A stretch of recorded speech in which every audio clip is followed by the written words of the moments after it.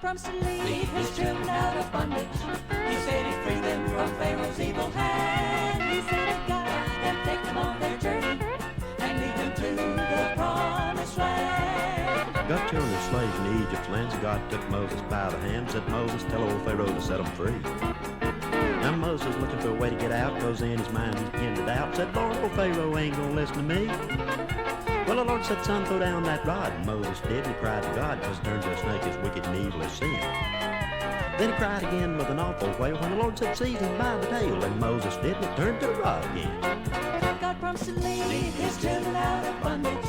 He said he'd free them from Pharaoh's evil hand. He said he'd guide them and take them on their journey, and lead them to the promised land. Well, the Lord said, Moses, I've got the power, and I'll be with you wherever I'll go. Tell old Pharaoh to set my children free. Well, Moses did, and the Lord helped out. He sent the plagues through the land about, and old Pharaoh said, just go and let me be.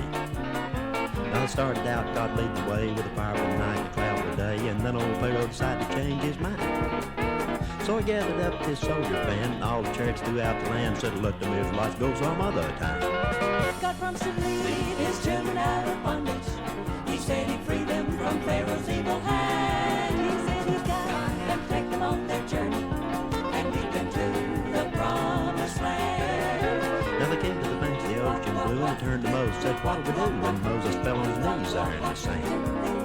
Well, the Lord said, Moses, trust in God. All you got to do is lift up that rod, and over these mighty waters stretch forth your hand. Now Moses did as the Lord commanded, and the waters parted, and there in the sand they saw a path that led to the other shore. Now the land was dry, and they passed through, and Pharaoh's army thought they would too, but the waters fell, and they ain't been seen no more. God promised to